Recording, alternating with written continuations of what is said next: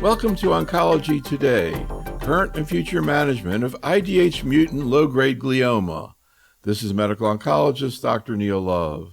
For this program, I met with Dr. Patrick Wen from the Dana-Farber Cancer Institute in Boston. In addition to this interview, there's also a corresponding video program featuring Dr. Wen's slide presentation. To begin, I asked him to walk us through how gliomas are classified and where IDH-mutant disease fits in that framework. In the past, these tumors were graded 2, 3, and 4 based on the histologic appearance. And there was significant variability, and this made conducting clinical trials very difficult because a grade 2 patient, some of them will do really well and some of them will do very poorly. I think the identification of IDH and the incorporation of IDH into the classification of these tumors has been a huge step forwards, because those tumors that have an IDH mutation have a much better outcome than those tumors that are a wild type for IDH. Basically, even though if the tumor looks like a grade 2 or 3 glioma and they don't have an IDH mutation, they are a glioblastoma. And so they have a much worse outcome. So the new classification separates these glioblastomas from IDH mutated tumors. And so you have a much more homogeneous population to study. And this helps defining the appropriate treatment for these patients. Can you just review the major histologic classifications of primary brain tumors and how often you see IDH mutant mutations in each of those? So the diffuse gliomas, which account for the majority of malignant primary tumors, are now divided into 3 groups. Glioblastomas, which are IDH wild type, account for over half of these patients and have a terrible prognosis in the order of 14 to 18 months. The other 2 groups are oligodendrogliomas and astrocytomas. They are much less common than glioblastomas and occur in a younger population. Astrocytomas are more common than oligodendrogliomas, but they both, by definition, now have to have an IDH mutation. And the oligodendrogliomas also have co-deletion of 1p19q. So they have an IDH mutation and co-deletion of 1p19q, whereas astrocytomas have an IDH mutation, but they have intact 1p19q. So it sort of sounds like at this point, in terms of primary gliomas, the classification is completely biomarker driven, kind of like in breast cancer, you're ER positive, HER2 negative, et cetera. It looks like if you look at these 2 variables, you basically, that is the classification at the current time? Yeah, it's now part of the classification. So you have to be able to look at the presence of IDH mutations, be able to determine 1p19q status. And then something that I didn't mention is that you also have to determine the presence of CDKN2AB loss. Because if you have CDKN2AB loss, if you're an astrocytoma, it immediately puts it into a grade 4. And if you have an oligodendroglioma, even if it looks like a grade 2, if you have CDKN2A loss, it's a grade 3 tumor. So all these markers, IDH, 1p19q, and CDKN2AB loss, are necessary for the full classification of these tumors. Any thoughts in terms of pathophysiology of how these tumors develop, about why you see this really dramatic difference in the presence or absence of IDH? I think that's one area where we really have very little information. We just know that IDH is one of the earliest mutations and an early driver, but the cause of these mutations is completely unclear. And also, I was going to maybe you can talk a little bit more about the evolution of therapy, specifically vorasidenib, Can you talk about sort of the how that sort of came about, its mechanism of action, and then the key studies? I know you went through these in detail, but more from a conversational point of view, what this agent is, how it was kind of discovered, and then sort of how it sort of tracked through to end up with the FDA approval. So IDH mutations occur, as you know, in a number of cancers, in AML, cholangiocarcinoma, chondrosarcoma, and others. But for gliomas, it occurs with the highest incidence. And with the 2021 WHO classification update, it occurs in all astrocytomas and oligodendrogliomas. So it made it a very compelling target to find drugs that could inhibit that pathway. The first-in-class drug was actually ivosidenib, which is approved for leukemia and a number of other indications. And that is an IDH1 inhibitor. But it was known that it didn't get into the brain very well. So vorasidenib was specifically developed to get into the brain. And this is something unusual because in drug development in oncology, very often companies will try to have the drug not get into the brain to not have to deal with potential neurotoxicity. But here, they developed a drug specifically to be brain penetrant, which was very important. And so in both the phase 1 studies of ivosidenib and vorasidenib, there were a number of patients with prolonged stable disease, but there were very few responses. And one of the problems with a slow-growing tumor, when you see prolonged stable disease, you're not sure that it's actually doing anything. It could be that it just takes you a while to figure out that the tumor is slowly growing. And so very careful imaging studies were also done to track the tumor size. And if you do that, then you can see true stability of the tumor and even some shrinkage in the phase 1 studies. But that also led them to do the surgical window of opportunity trial because they wanted to know that the drug was really doing what they were hoping it will do. And so that trial, which is something that we should really do much more often in neuro-oncology, showed that vorasidenib got into the tumor very well with a brain plasma ratio of over 2.1. But it also showed that it inhibited the targeted pathway, lowered the 2-HG by more than 90%. So we knew that the drug got in, and we knew that it inhibited the pathway really well. Whether that translates into a clinical benefit was still unclear, but that led to the Indigo trial. And that trial was stopped earlier than planned because there was such a significant benefit in the vorasidenib arm, and that led to FDA approval. Can you talk a little bit about the IDH inhibition in terms of exactly how IDH inhibitors work? And do you see IDH1 or 2 in gliomas, or do you see both? And does it matter? I mean, ivosidenib is, we know, for targeting IDH1, but what do you actually see with gliomas? So this is a small molecule inhibitor. It's very much like ivosidenib. In gliomas, probably 95% or more are IDH1. A small percentage are IDH2. Most of the IDH1 mutations are IDH-R132H. 90% of them are that specific mutation. And that can be detected by immunohistochemistry. So when these patients get surgery, within a week, we'll know for 90% of these patients whether they have the IDH-R132H mutation. But it means that 10% don't have that mutation. They have non-canonical mutations that require NGS. And so in a young patient, if you stain them for IDH1-R132H and it's negative, you're obligated to perform NGS to make sure that it doesn't have a non-canonical IDH mutation.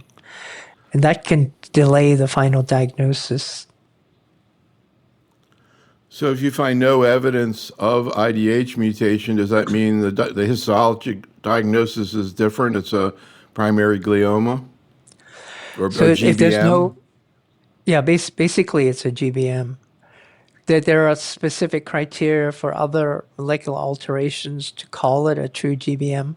But basically, if it's a grade 2 or 3 glioma histologically, and you don't see an IDH mutation, and they're IDH wild type, they're functionally a glioblastoma.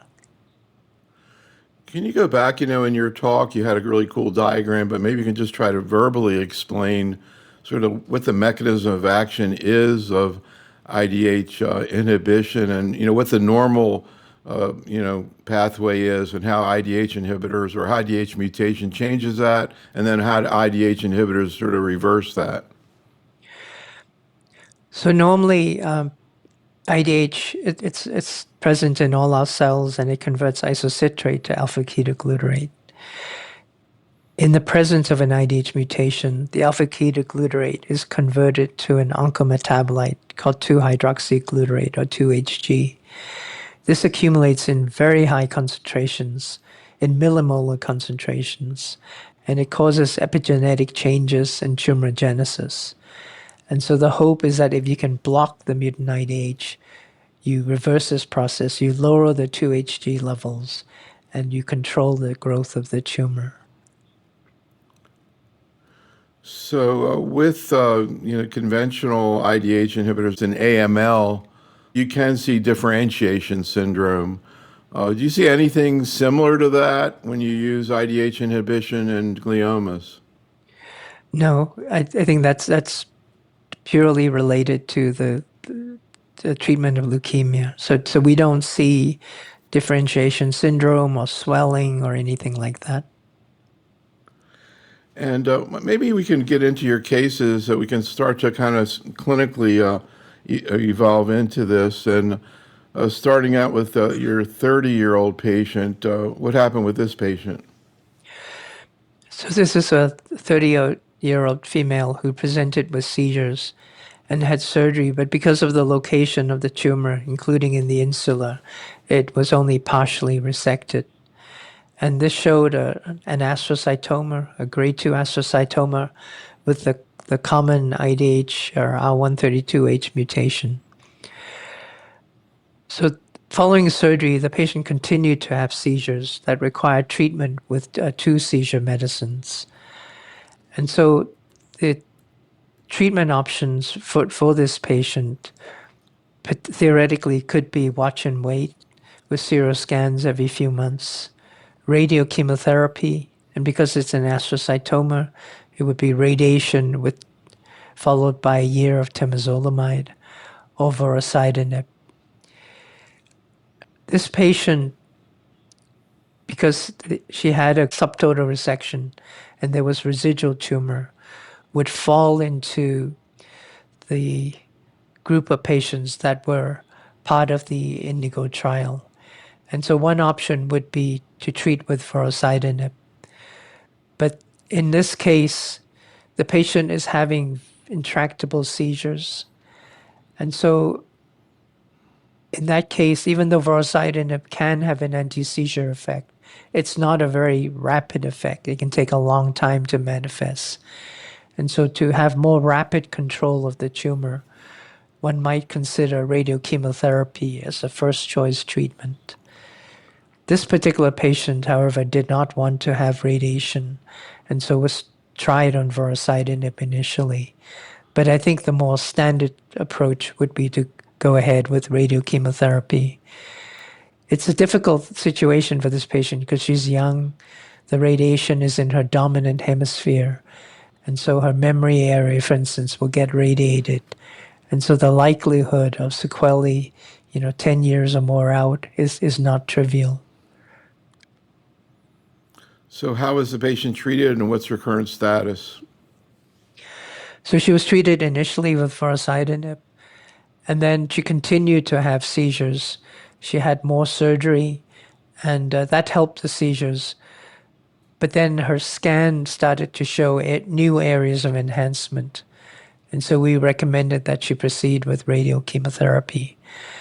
I think with anybody who goes on vorasidenib, one of the critical things is to monitor them closely, because the standard treatment is radiation and chemotherapy, and you don't want patients to stay on drug longer than they need to if the tumor is actually progressing. But the actual monitoring of patients on vorasidenib is relatively simple. So apart from doing scans every 3 to 4 months, they just require blood tests initially every 2 weeks for a couple of months and then monthly. So the monitoring is not onerous on patients. So, how long was this patient on vorasidenib, and while she was being treated, any tolerability issues? You mentioned liver function abnormalities. So she didn't have any liver function problems. She was on it for between 1 to 1.5 years. Her main problem is that she continued to have seizures that were not controlled by seizure medicines. And so we advised her to try to get additional surgery to try to control the seizures or go on radiochemotherapy. And she wanted to to have the surgery first. In general, how often do you see liver function abnormalities? Do you typically hold therapy? How often do you have to actually stop therapy? So mild liver function abnormalities is relatively common. In 10% of patients, they get grade 3 elevation of liver function tests, and then the treatment has to be held, and then often the dose reduced from 40 to 20 milligrams. In about 3 to 4% of patients, they have to stop treatment. In these patients who stop vorasidenib but whose tumor is not progressing, we've tried to get them onto ivosidenib because ivosidenib inhibits the pathway also by more than 90%, and it doesn't have the liver function test problems. So I think that you mainly you showed the curve for PFS. I don't know that I saw the overall survival. What was the impact in the trial on survival? Because these patients do really well, the overall survival will take a very long time. The survival of grade 2 astrocytoma patients is probably 10 to 12 years at least. And for oligodendrogliomas, it's probably in excess of 15 years. So it's going to take a very long time to have an OS effect. And I think that was one of the reasons FDA approved this drug based on PFS. The PFS was centrally reviewed, and so that made it a somewhat stronger endpoint. I think the other problem, though, is that after the trial was stopped for efficacy, the placebo patients were crossed over to the vorasidenib group. Right. And the majority of them chose to do that. So it could be that the long-term survival benefit will be diluted by this crossover.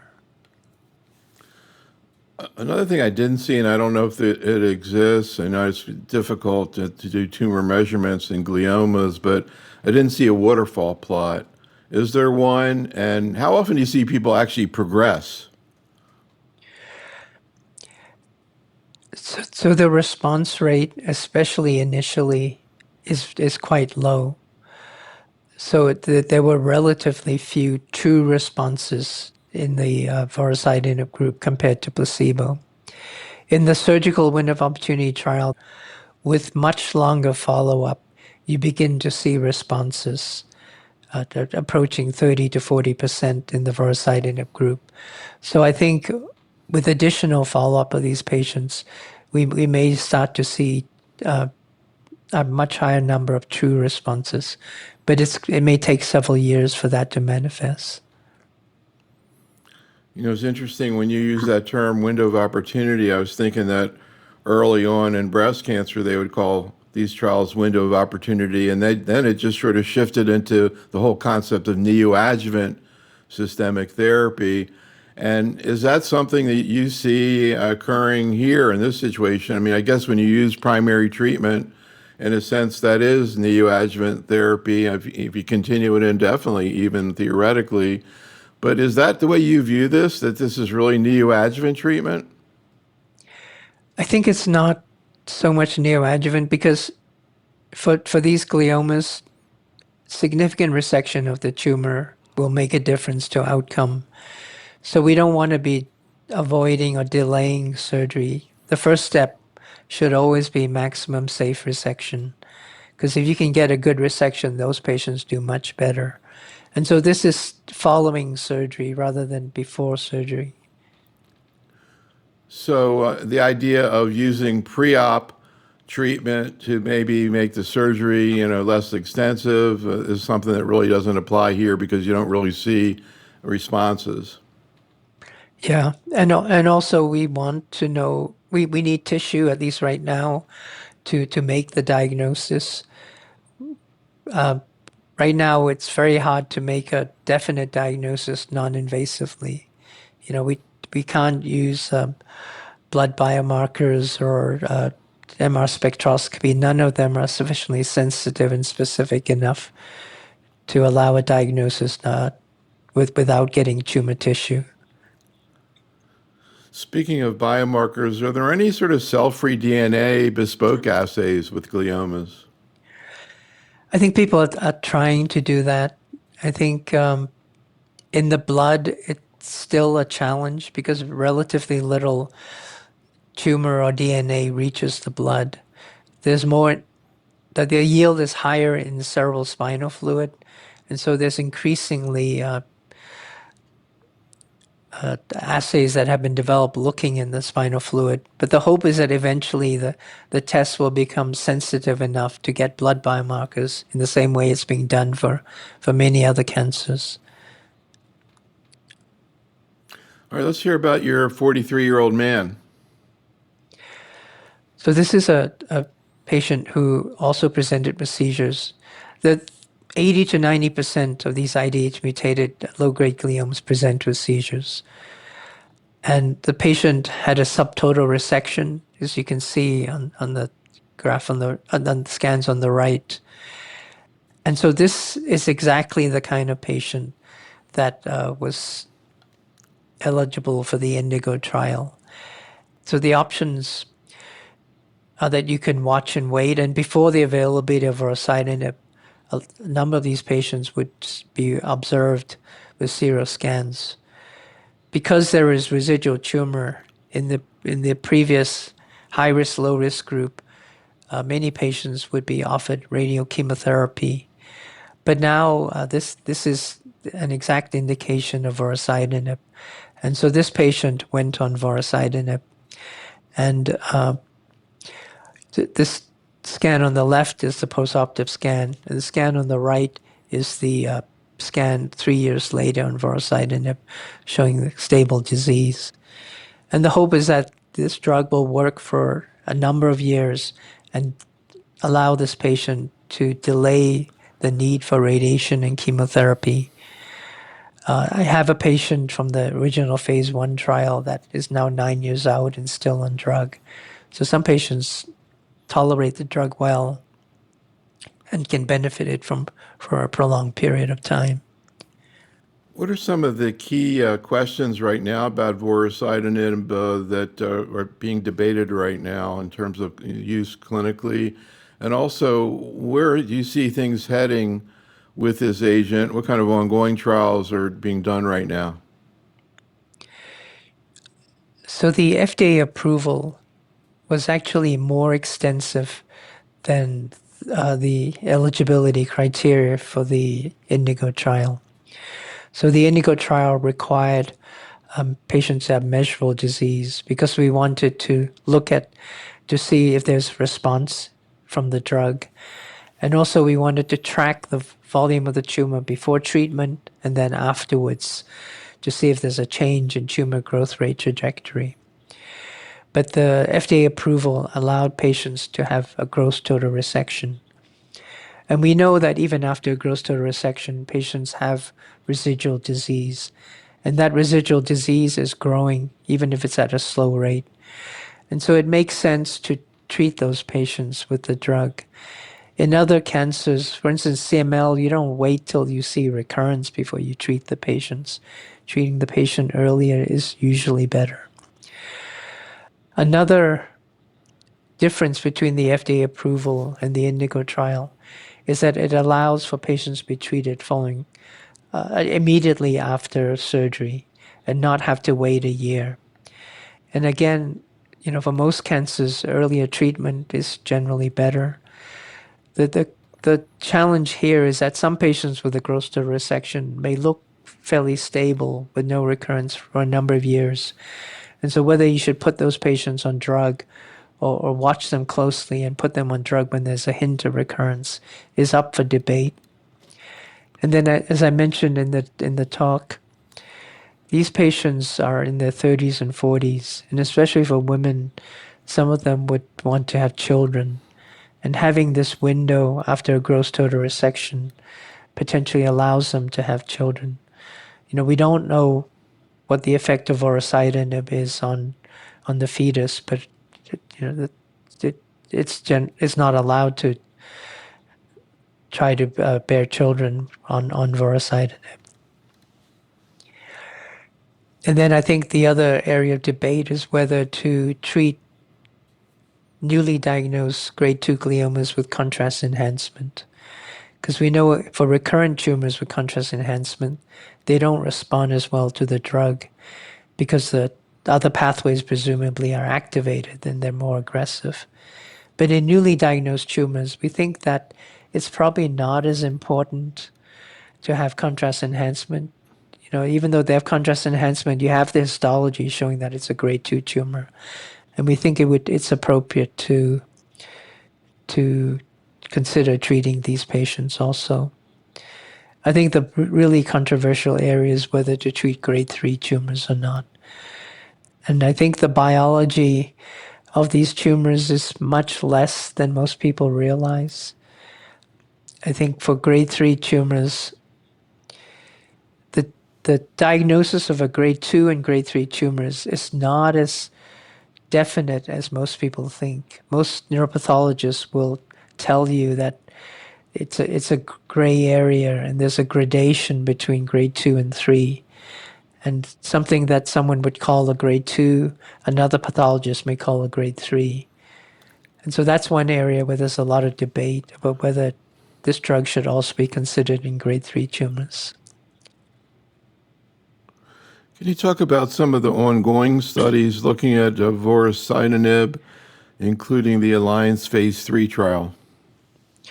Yeah, I think there's a lot of interest in seeing if this drug can add to standard radiation and chemotherapy, because there will be patients that will need radiation and chemotherapy from the onset.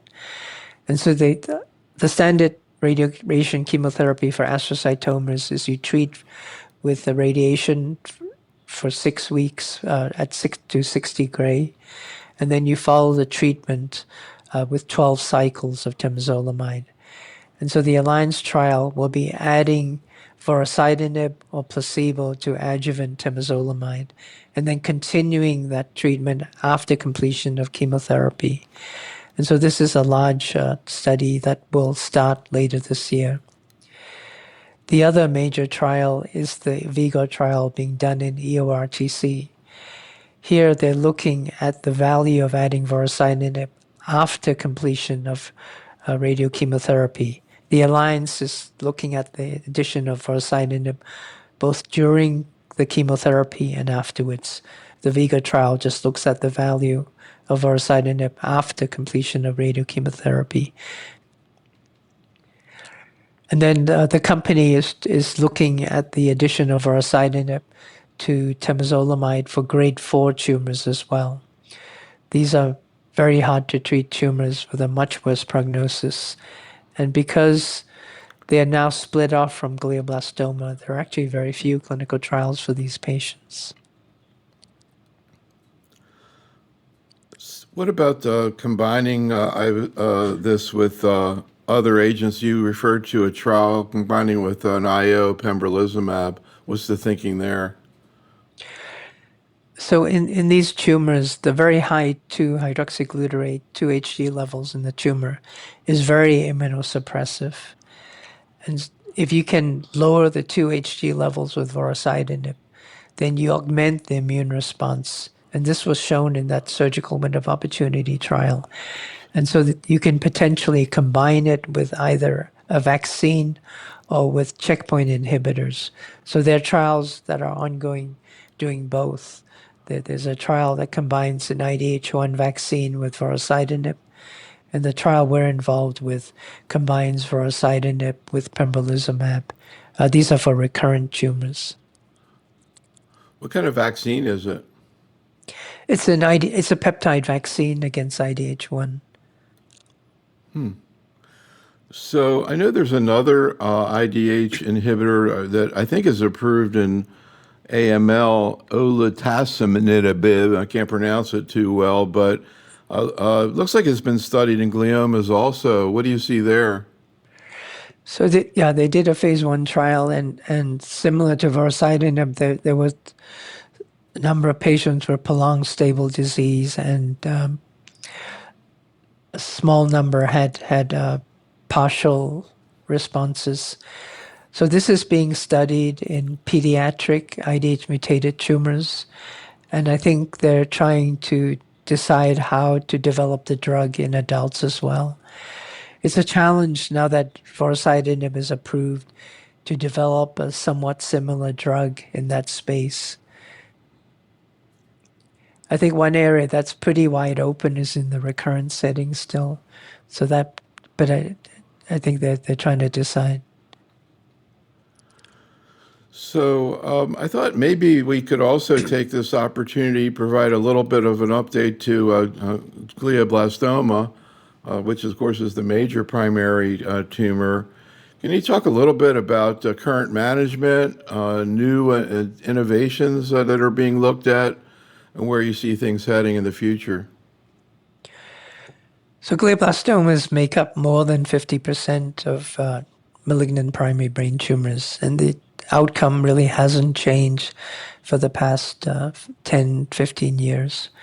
Standard treatment is maximum safe resection, followed by radiation therapy over 6 weeks to 60 gray, together with a low dose of temozolomide, followed by a month break, and then 6 cycles of adjuvant temozolomide. There's also a device called Tumor Treating Fields that's FDA approved to be combined with the adjuvant temozolomide and then to be used afterwards. So that is the standard treatment. Unfortunately, with standard treatment, at a median of only about 7 months, patients recur. And when patients recur, there really is no treatment that significantly prolongs survival. Patients can consider reoperation, but reoperation only has a survival benefit if you can do a gross total resection of the recurrent tumor. The other chemotherapies, retreatment with temozolomide or lomustine, have a minimal effect. And then the other treatment that's currently available is bevacizumab.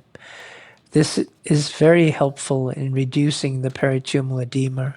So it helps patients' symptoms, helps the patient's quality of life, and allows them to reduce or come off corticosteroids, but doesn't have a significant benefit in terms of survival.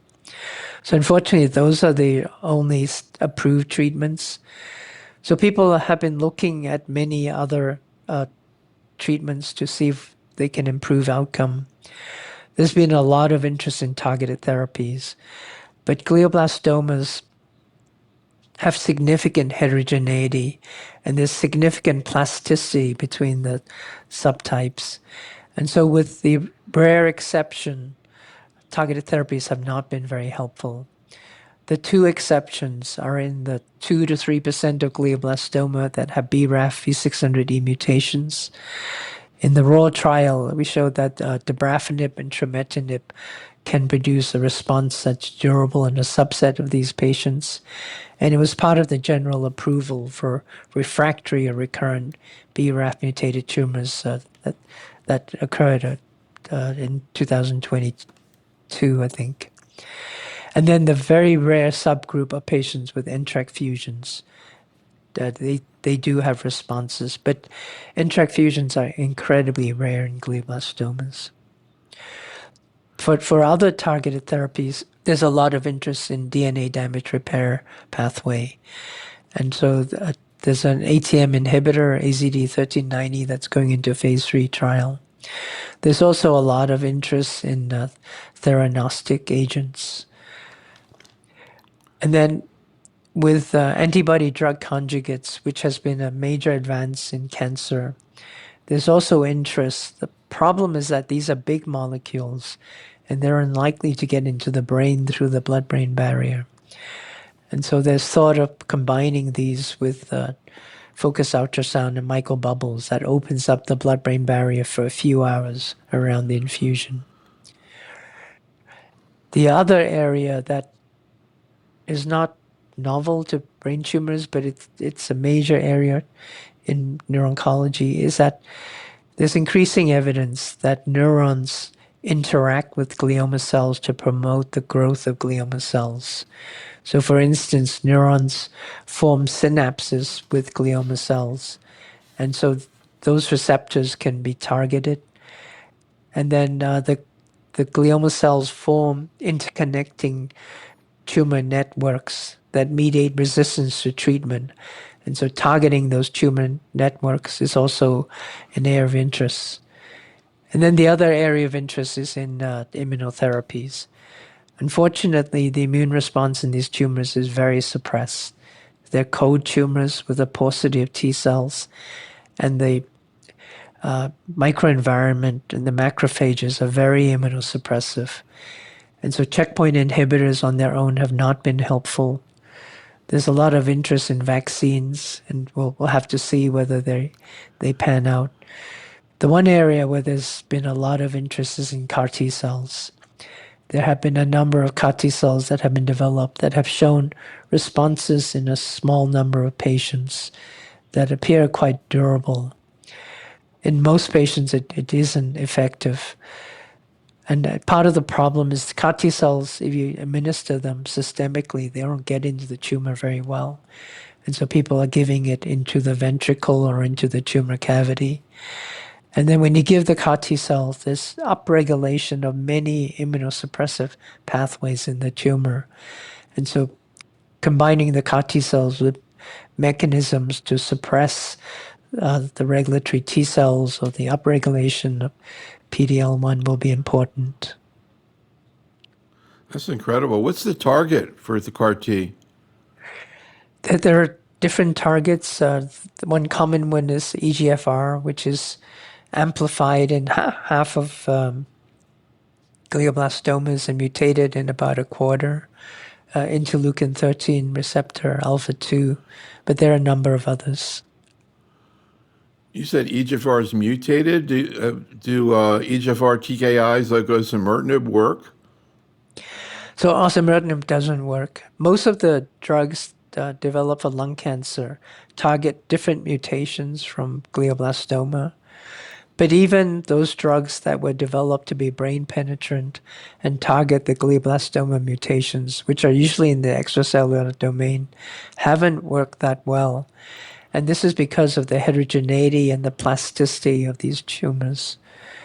The other treatment that I didn't mention, actually, that's of a lot of interest in the field right now, are viral therapies. So these oncolytic viruses were originally developed either to grow through tumor cells, killing them, or to introduce genes that sensitize the tumor cells to chemotherapy or other agents. But it turns out that they also stimulate a very potent immune response. And so they're a mechanism to convert cold tumors into hot tumors. The problem is that all these viral therapies, although they can occasionally produce responses, the response rate is very low. And one thought is that maybe one injection of a virus is not enough. And so one area of interest right now is to give multiple viral injections. Fascinating. So just to pick up on a few of the things that you were talking about, one, you were talking about antibody drug conjugates, which of course we hear every day, no matter what tumor we're talking about. But I'm kind of curious because you said that, quote, I think you said they don't get into the brain very well. I'm curious what your thoughts are. You know, we were talking before about your colleague Nancy Lin, who we work with all the time. We just worked with her a couple of weeks ago. And of course, the ADC, trastuzumab deruxtecan, in breast cancer seems to have a lot of CNS activity. So how do you explain that? So I think it's because of the difference in the blood-brain barrier in brain metastases. Most of the Oh, huh. tumor in brain metastases is enhancing, and so the drug gets through enough that it has a therapeutic effect. There's relatively fewer cells that are infiltrating into normal brain. Whereas glioblastoma, even though the center is enhancing, there's a significant amount of tumor in the surrounding flare areas and even beyond in normal looking brain. And those tumor cells are behind an intact blood-brain barrier. And so an ADC might get into the contrast enhancing center, but it doesn't get into the rest of the tumor. And so that I think is a major difference between glioblastomas and brain metastases.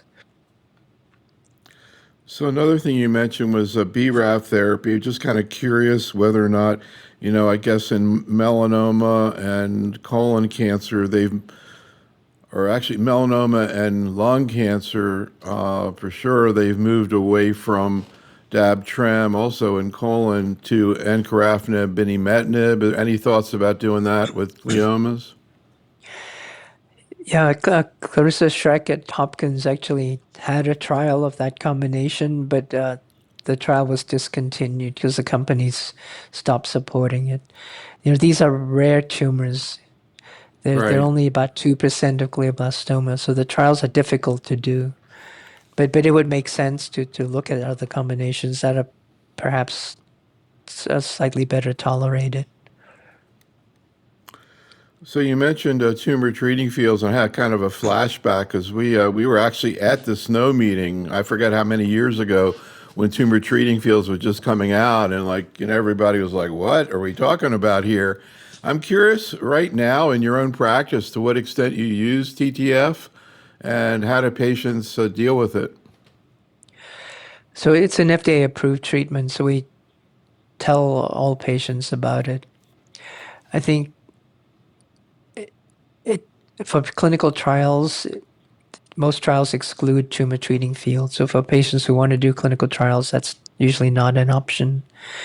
But for other patients where it is an option, the uptake is still not as high.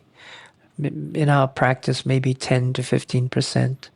I think there's a quality of life component. I think they've been trying to make it easier for patients, but you still have to shave your head, replace the electrodes every few days, and just deal with wearing the apparatus and being connected to a battery. And so a lot of patients choose not to do it.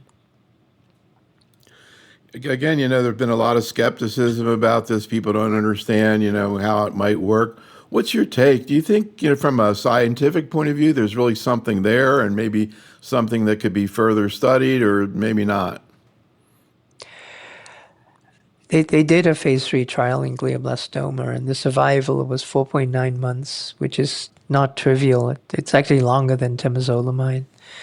And there have been some other studies in lung cancer and brain metastases where there appears to be some benefit. So even though it's difficult for us to understand this treatment, I think there probably is some activity there. Do you think that, maybe there's something there that could be explored further? And I don't know to what extent it is. I mean, it is a completely different strategy. Do any thoughts about whether if it was maximized, it might be more effective, or you think it's kind of hit its limit with where it is right now? So the company is actually doing a trial that uses it early in treatment. Right now, it's approved for treatment with adjuvant temozolomide after radiation therapy. They have a trial called the Trident trial where they're giving it during radiation therapy and afterwards. I think that trial's pretty much finished accrual, so we'll see if that's a benefit. I think there's potential rationale to combine it with other agents, but I don't know what the development plans are. There were some reports that tumor treating fields could affect the immune response, at least preclinically and in a small phase 2 trial. And so there's some discussion about whether to combine it with checkpoint inhibitors or not. Yeah, and lung, it looked like there was a signal in the patients who got PD-1 therapy. So I don't know maybe that's tied in with what you just said. Another thing you mentioned was the issue of ATM mutations, and I'm curious how often you see that and other HRD mutations. Do PARP inhibitors work? And really curious about an ATM inhibitor. I've never heard of that before. Actual mutations are relatively uncommon, and we don't have the same incidence of BRCA mutations. They're very uncommon. There is an ongoing phase 3 trial of a PARP inhibitor, niraparib, in glioblastomas. So that study is ongoing. With ATM, I think it's more that it helps the DNA damage repair pathway. In preclinical studies, this particular drug, the AZD1390, got into the brain very well and had significant activity in preclinical models. And so we finished a phase 1 study, and it's going into a phase 2/3 trial called GBM Agile. One of the challenges in glioblastoma is that drug development is very slow and expensive. And so GBM Agile is a platform trial using a Bayesian adaptive randomization and a shared control arm to try to evaluate drugs more efficiently with fewer patients and a faster timeline. And so this drug, AZD1390, is being added as the newest arm on that platform trial. So the last thing I want to ask you about is, this is a very specialized field, and particularly some of the things we were talking about today, oncologists in practice, rarely see. I'm curious, I'm sure you see a lot of patients for second opinions who've been primarily managed in the community, both with all types of gliomas.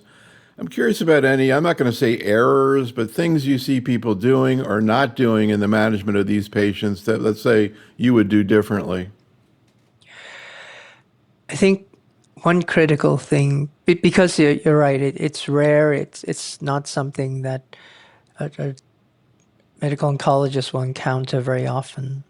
And it's difficult to keep up with all the nuances. So I think it's often helpful for the patient to get second opinions. We can send the patient back to the oncologist for the actual treatment and follow up, but to try to find the best treatment approach for the patient at each stage of their disease course is important. And then, because having a good resection is really critical, referring the patient to a brain tumor surgeon early on is important. It makes a difference for the patient whether they have a gross total resection or a subtotal resection. That makes a huge difference to their long-term outcome. What about outcomes in the community with neurosurgery versus in tertiary centers? I think for low-grade gliomas, they often occur in eloquent areas, especially the insular and language areas and the motor areas, because they tend to occur in the frontal cortex. And so being able to do those surgeries, even tumor surgeons, not all of them can do it well. So I think for someone who does tumors as part of a practice that includes mainly spine, even in talented surgeons, it's difficult to get the extent of resection compared to a specialized tumor surgeon. So I think for the patient's benefit, it's worth referring them. So one final question. I was actually doing a video earlier today with a general medical oncologist. I sit down with them and they present cases to me, and then I take that and present it to other people. And he presented a patient, I think the patient might have had colon cancer, who'd gone through all the approved therapies and wanted to be treated, but there were no clinical trials available. None of the available treatments really offered any kind of hope for a good risk-benefit decision. And he was saying that a lot of patients like that, when they're still in great performance status, start dealing with something I have never really actually even heard of, which is longevity clinics. And I'm curious because you talked about some of these low-grade gliomas where these people live for 10 or 20 years. whether you see your patients trying to access, alternative means to extend their life, so to speak. I mean, it's sort of like alternative therapy, but this seems to be more oriented not just towards people who are ill, but healthy people who want to live longer. That kind of dynamic. And he was saying that they even at times recommend therapeutics. They have MDs there, et cetera, et cetera. So I'm just kind of curious, what kind of advice you give to patients where you really don't need to treat them, but they want to try to do something to help themselves live longer. Anything that you recommend to them? Yeah, unfortunately, the actual proven treatment options in that situation is very, very limited. So I think we try to advise them not to do things that are potentially harmful. But I think one area that's been lacking in our field is having survivorship clinics to try to maximize their quality of life during this period where they don't need to be on treatment.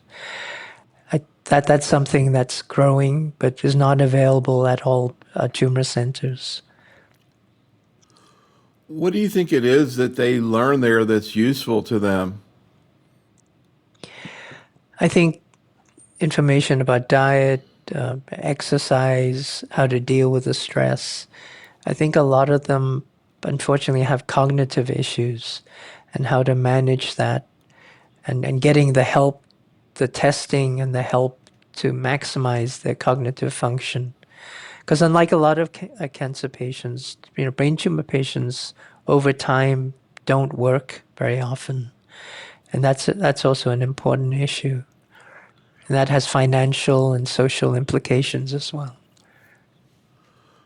I mean, cognitive, issues are not confined to people with the CNS tumors. There are a lot of, chemo, brain, et cetera, et cetera.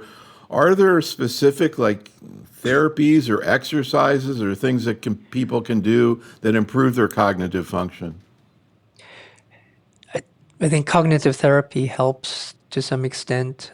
A lot of the agents that are used, for instance, in Alzheimer's to improve memory, don't really work very well. Donepezil can help a little bit in people who are severely affected. And there's been a study of memantine for patients with whole brain radiation that has a modest effect in reducing neurocognitive problems. We don't know if memantine has a protective effect for glioma patients who get radiation, but that's sometimes used. I think it's a huge area that needs to be studied better because hopefully, as with other areas of cancer, the treatments will get better, patients will live longer, and then more and more of them will live long enough from their radiation therapy to get problems. And right now, we don't have a lot of studies in that area. What kind of specialists, focus on that? Is it like a psychology background, or who is it that knows the most about this? I think that's part of the problem. I think neuro-oncologists focus on the treatment. Psychologists and behavioral neurologists, their main interest is usually not cancer and especially brain tumors. They're focused on Alzheimer's. And so this leads to a paucity of people who are studying this area. And I think probably the neuro-oncologist needs to try to galvanize other specialties to work together to start thinking about what treatment options might be available to mitigate these problems. This concludes our program. Special thanks to Dr. Wen, and thank you for listening. This is Dr. Neil Love for Oncology Today.